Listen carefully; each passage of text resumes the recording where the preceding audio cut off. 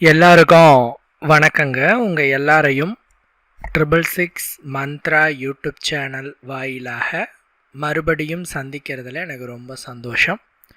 தொடர்ந்து நம்மளுடைய சேனல் வாயிலாக ஆன்மீகம் சார்ந்த எண்ணற்ற பதிவுகளை பதிவேற்றம் செய்து கொண்டிருக்கிறோம். அந்த வகையில் இன்னைக்கு இந்த வீடியோ பதிவில் ஒரு மிக முக்கியமான ஆன்மீக தகவலை பற்றி நான் சொல்ல போகிறேன். பதிவை முழுமையாக பாருங்க. வெறும் எண்களை மட்டுமே வைத்துக்கொண்டு நம்மளுடைய வாழ்க்கையில் இருக்கக்கூடிய கஷ்டங்களை நாம் தீர்க்கலாம். அதனுடைய விஷயம் என்ன அப்படின்ட்டு நான் சொல்கிறேன். பதிவை முழுமையாக பாருங்கள். அதாவது இந்த நியூமராலஜி அப்படிங்கிற விஷயத்தை நீங்கள் கேள்விப்பட்டிருக்கலாம். ஜோதிடத்தின் ஒரு பிரிவு தான் நியூமராலஜி. ஜோதிடத்தில் பல பிரிவுகள் இருக்குது. வான்வெளி ஜோதிடம் அப்படின்னு சொல்கிறது பார்த்திங்கன்னா நம்ம ஜாதக கட்டத்தை வச்சு நவகிரகங்களை வச்சு சொல்லக்கூடியதை வான்வெளி ஜோதிடம் அப்படின்னு சொல்கிறது. அடுத்து பார்த்திங்கன்னா வாஸ்து ஜோதிடம். வீடு கட்டுறோம் அப்படின்னு சொன்னால் வாஸ்துகள் எப்படிலாம் இருக்கணும், சமையலறை எப்படி இருக்கணும், படுக்கையறை எப்படி இருக்கணும், கழிவறை எப்படி இருக்கணும், இந்த மாதிரியான அமைப்புகள் இதை பற்றி சொல்கிறது வாஸ்து ஜோதிடம் அப்படின்ட்டு இதுக்கு பேர். அடுத்தது கைரேகை ஜோதிடம் அப்படின்னு சொல்லுவாங்க. நம்மளோட கையில் இருக்க ரேகைகள் ஓடுது இல்லையா, இதை வச்சு நம்மளுடைய வாழ்க்கையில் என்னென்னலாம் நாம் அடைவோம், நம்மளுடைய தலைவிதி என்ன அப்படின்லாம் சொல்கிறத கைரேகை ஜோதிடம் அப்படின்ட்டு அதை சொல்லுவாங்க. சகுன ஜோதிடம் இருக்குது. இந்த பூனை குறுக்க போகிறது, பல்லி வந்து கத்துறது, மாடு நம்மளுக்கு குறுக்கில் போகிறது, பிராமணர்கள் எதிரில் வர்றது, இந்த மாதிரி நிறைய சகுனங்கள்லாம் இருக்குது. நீங்கள் வந்து சகுனங்கள் அப்படின்னு போட்டிங்கனாவே, நெட்லேயே போட்டிங்கன்னா நிறைய சொல்லுவாங்க என்னென்ன மாதிரியான விஷயங்கள், என்னென்ன சகுனத்தினுடைய பலன்கள் அப்படின்னு சொல்லுவாங்க. இது வந்து சகுன ஜோதிடம் அப்படின்ட்டு இதனுடைய பெயர். இது மாதிரி எண்ணற்ற ஜோதிட வழிமுறைகள் இருக்குது, சரிங்களா. இந்த சோழிகள் இருக்கு இல்லையா, அதை வச்சு பார்க்குறது ஆருட ஜோதிடம் அப்படின்ட்டு அதனோட பெயர். இந்த மாதிரி நிறைய இருக்குது. ஆனால் காமனாக மக்களுக்கு தெரிந்த ஜோதிடம் என்ன அப்படின்னா வான்வெளி ஜோதிடம். அதாவது பிறந்த நேரத்தை வச்சு கிழமையை வச்சு நவகிரகங்களை வந்து நாம் முக்கியமாக வைத்து கொண்டு கட்டங்களை உருவாக்கி 12 கட்டங்கள், 12 கட்டமும் 12 பாவகங்களை குறிக்கும். அதில் கிரகங்களை நாம் பொருத்தி அந்த கிரகங்களுடைய பார்வை, திசாபுத்திகள் இதை வச்சு சொல்கிறது தான் வான்வெளி ஜோதிடம்.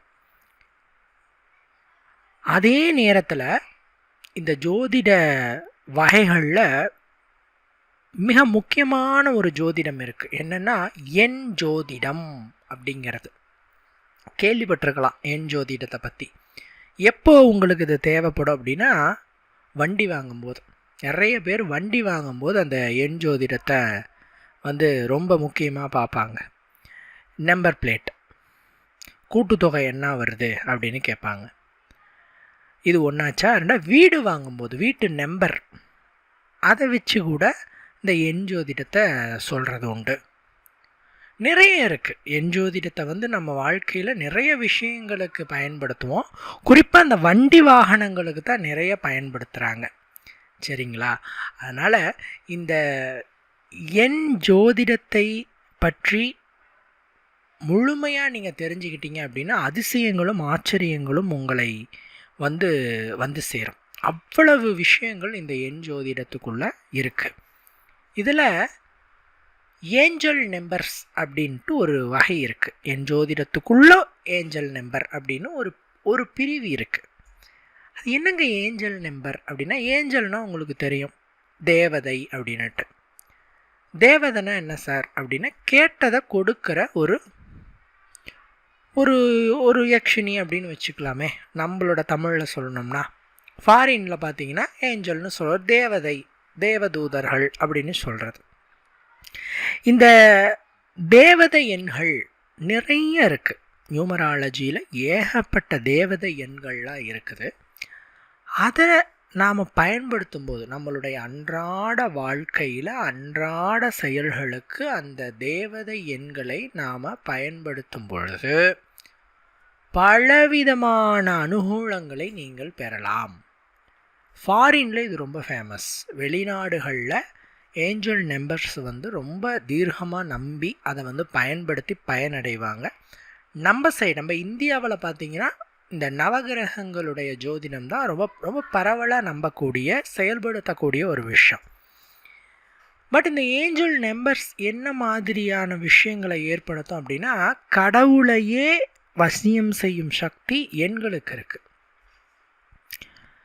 இந்த எண் சக்கரம் அப்படின்னுட்டு எல்லா தெய்வங்களுக்குமே இருக்குது. நீங்கள் நெட்லேயே போட்டு பாருங்கள், சிவனின் எண் சக்கரம், லக்ஷ்மியின் எண் சக்கரம், குபேர எண் சக்கரம் அப்படின்னு போட்டிங்கன்னா நம்பர் இருக்கு இல்லையா, 0 9 வரைக்கும் இருக்கிற எண்களை உட்புகுத்தி அதை ஒரு சக்கரமாக மாற்றுவாங்க. ஒவ்வொரு கடவுள்களையும் எண்களுக்குள் நம்பர்ஸ்குள்ளார அடக்குவாங்க, வசியப்படுத்துவாங்க. இந்த ஒரு விஷயம் எண்களுக்கு இருக்குது. அவ்வளோ பவர்ஃபுல். எண்களை நீங்கள் சாதாரணமாக நினைக்க வேண்டாம். எண்கள் வெரி பவர்ஃபுல்லான ஒரு ஆயுதம். கரெக்டாக பயன்படுத்துனீங்கன்னா ஏகப்பட்ட நன்மைகளை நீங்கள் பெறலாம். நீங்களே ஆச்சரியப்படக்கூடிய அளவுக்கு பலன்களை இந்த எண் ஜோதிடம் உங்களுக்கு வழங்கும். இந்த ஏஞ்சல் நம்பர்ஸ் உங்களுக்கு நிச்சயமாலும் கொடுக்கும். நிறைய ஏஞ்சல் நம்பர்ஸ் இருக்குங்க. 1000க்கும் மேற்பட்ட ஏஞ்சல் நம்பர்ஸ் இருக்குது. அதில் நாம் பல நண்பர்களுக்கு சொல்லி அவர்கள் பயனடைந்து நம்மக்கிட்ட ஷேர் பண்ணிவிட்டு ப்ளஸ் நாமளும் தனிப்பட்ட முறையில் பயன்படுத்தி பயனடைஞ்ச ஒரு ஏஞ்சல் நம்பர் தான் 555 என்று சொல்லக்கூடிய இந்த 555 என்று சொல்கிற இந்த ஏஞ்சல் நம்பர். இதை பற்றின பதிவுகள் நான் முன்னாடியே போட்டிருக்கேன். அதாவது நம்ம சேனலை ரெகுலராக வாட்ச் பண்ணுறவங்களுக்கு இந்த ஏஞ்சல் நம்பருடைய பலன்கள் நிச்சயமாக தெரியும் என்னென்னங்கிறத. பல பேர் பயன்படுத்தி பயனை நிச்சயமாக அடைஞ்சிருப்பாங்க. ஆயிரக்கணக்கான ஏஞ்சல் நம்பர் இருக்குது அப்படின்னு சொன்னேன். அதில் இந்த 555 என்று சொல்கிற இந்த ஏஞ்சல் நம்பரில் அப்படி என்ன விசேஷம் இருக்குது அப்படின்னு கேட்டால், முதல்ல வரக்கூடிய இந்த 5 என்பது பஞ்சபூதங்களை குறிக்கும். நீர், நிலம், நெருப்பு, காற்று, ஆகாயம் என்று சொல்கிற மனிதனின் இயக்கத்தையும் இந்த பிரபஞ்ச இயக்கத்தையும் தீர்மானிக்கிற அந்த பஞ்சபூதங்களை குறிக்கக்கூடிய ஒரு எண்ணாக முதல் வரும் அந்த 5ஆகப்பட்டது இடம்பெறும். சரிங்களா? ரெண்டாவது வரக்கூடிய அந்த 5 என்பது குபேரரை குறிக்கும். அது பணக்கடவுள் என்று சொல்லக்கூடிய லக்ஷ்மி தேவியினுடைய செல்வத்தின் காப்பாளர் என்று சொல்லக்கூடிய குபேரனினுடைய எண் 5. ஸோ அந்த குபேரரை குறிக்கிற எண்ணாக ரெண்டாவது வரும் அந்த 5 என்ற எண் இடம்பெறும். சார் மூன்றாவது வருதே சார் ஒரு 5ங்கிற நம்பர், அது என்ன சார் அப்படின்னு கேட்டால் குருவோட நம்பர் 5. குரு பகவான் இருக்கார் இல்லையா, அதாவது நவகிரகங்களில் அதீத சுபத்துவம் பொருந்திய மிகப்பெரிய ஒரு பிளானட்டாகவும் அதிக இடங்களை பார்க்கக்கூடிய சுபத்துவம் பொருந்திய பிளானட்டாகவும் நாம் சொல்கிறது குரு பகவானை தான். குரு பார்க்க கோடி நன்மை, குரு பார்க்க சகல தோஷம் நீங்கும், குருவருளே திருவருள், இந்த மாதிரி நிறைய சொற்சொடர்களை நீங்கள் கேள்விப்பட்டிருப்பீங்க. ஜோதிட ரீதியாக குரு பகவானுடைய தீர்க்கமான சக்திகளும் பலன்களும் அனுகிரகமும் உங்களுக்கு கிடைத்து விட்டால் எதையும் சாதிக்கலாம். ஒரு உதாரணத்துக்கு சொல்கிறேனே, மற்ற கிரகங்களுடைய பார்வைகள் இருக்கும் இடத்தை பொறுத்து தீர்மானம் செய்யப்படும். ஒரு சின்ன உதாரணம் சொல்லணும் அப்படின்னு சொன்னால், இப்போ சந்திரன் இருக்கிறார் அப்படின்னு சொல்லலாம். சந்திரன் சுபரா அசுபரா அப்படின்னு கேட்டால், வளர்பிறை சந்திரன் சுபர், தேய்பிறை சந்திரன் அசுபர். ஒருவேளை அந்த சந்திரன் வளர்பிறையாகவே இருந்து அவர் ஒரு பாதகமான கட்டத்தில் இருந்து உங்களுடைய லக்னத்தின் பகை வீட்டில் அந்த கிரகம் அமைந்து அந்த கிரகத்தினுடைய பார்வை, இப்போ சந்திரோட பார்வை 7வது பார்வை, 7வது பார்வையாக பார்த்ததுன்னு சொன்னால் அது உங்களுக்கு அந்த 7வது இடத்தை பாதிக்கும். ராகு சொல்லலாம், ராகுவை போல கொடுப்பாரில்லை, ராகுவை போல கெடுப்பாரில்லை அப்படின்னு சொல்கிறோம். அதே அந்த ராகு சாதகமில்லாத இடத்துல உட்காந்து அவருடைய பார்வை, ராகு கேதுவோட பார்வை 7ஆம் இடம்னு சொல்கிறோம். அந்த 7ஆம் இடத்தை பார்க்குறச்சே அது உங்களுக்கு பாதகமாக இருக்கும். இப்படி தான் எல்லா கிரகங்களுக்குமே வரும். இப்போ சூரியனையும் சொல்கிறோம், சூரியன் பகை வீட்டில் இல்லாமல் உங்களோட நட்பு வீட்டில் இருந்தோ அல்லது மறைவு பெறாமலையோ நல்ல இடங்கள்ல இருந்து பார்த்தா சுபத்தன்மை. உங்களோட லக்னத்துக்கு அவர் சுபராகவோ வந்தார் அப்படின்னா அது அவரோட பார்வை உங்களுக்கு நல்லது செய்யும். அதுவே அவர் சுபத்துவம் இல்லாத இடங்களில் உட்காந்து உங்கள் லக்னத்துக்கு பாவராக உட்காந்து பார்த்தாருன்னா அசுபத்தை ஏற்படுத்தும். அவர் சுபராகவே இருந்தாலும் அசுபத்தை ஏற்படுத்துவார். இந்த விதிவிலக்கு குருவிற்கு பொருந்தாது. குரு எங்கு இருந்தாலும் அவர் பார்வை சுபத்தன்மையை மட்டும்தான் ஏற்படுத்தும். குரு உங்களுக்கு பகை வீட்டில் அமர்ந்தாலும் அவருடைய பார்வை 5, 7, 9 ஆகிய 3 இடங்களின் பார்வை சுபத்தன்மையாக அமையும். 1.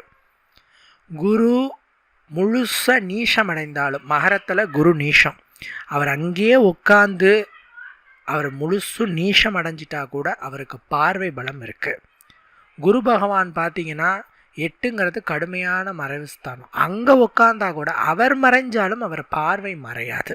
இப்படி குரு பகவானுடைய பார்வைக்கு அதீத சுபத்தன்மை இருக்குது. அவருடைய அருளை நாம் பெற்றுவிட்டால் போதும், மேக்சிமம் எல்லா கஷ்டங்களில் இருந்தும் நாம் மீண்டு வந்து விடலாம். சரிங்களா?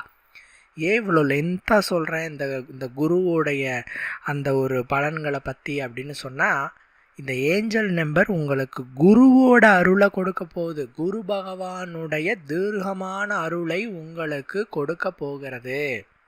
அதனால தான் நான் இவ்வளோ டீட்டெயிலாக சொல்கிறேன்.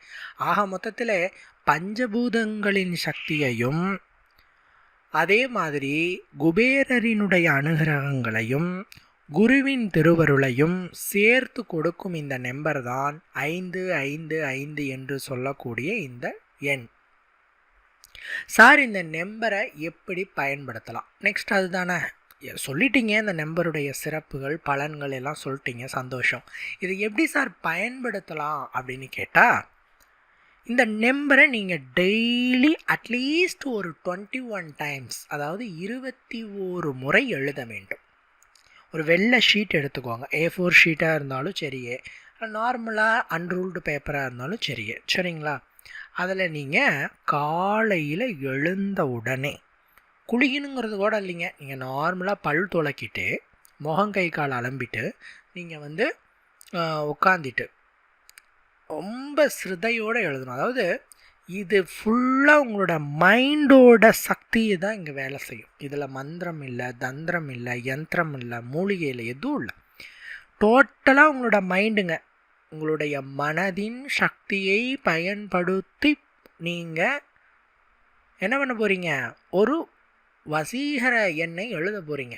இந்த வசீகர எண் உங்களுக்கு தேவையானதை கொடுக்க போகுது. இவ்வளோதான் கான்செப்ட். ஸோ அப்போ நீங்கள் எப்படி இருக்கணும்? தீர்க்கமான நம்பிக்கையோடு எழுதணும். சார், இது எழுதுகிறேன் பழிக்குமா, சார் இது கிடைக்குமா, அப்போல்லாம் நினைக்காதீங்க. நிச்சயம் கிடைக்கும், நிச்சயம் பழிக்கும் அப்படின்னு சொல்லிட்டு 21 முறை இந்த ஏஞ்சல் நம்பரை எழுத வேண்டும். லைனாக எழுதிட்டு வாங்க, ஒன்றும் தப்பு இல்லை.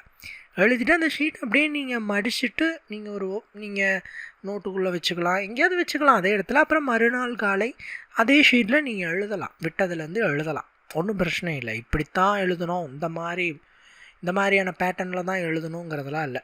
எழுதணும், அவ்வளோதான். பொறுமையாக எழுதுங்க, கட கட கட கட கட நீங்கள் எழுதக்கூடாது. இந்த அளவுக்கு மெதுவாக எழுதுறீங்களோ அந்த அளவுக்கு நல்ல ஒரு தீர்க்கமாக அது உங்கள் மனதில் பதியும். அந்த ஒரு எண்ணங்கள் நீங்கள் இதை எழுதுறச்சே நீங்கள் என்ன நினைக்கிறீங்களோ அதை கொஞ்சம் மனசில் ஓட விட்டுட்டு எழுதுங்க.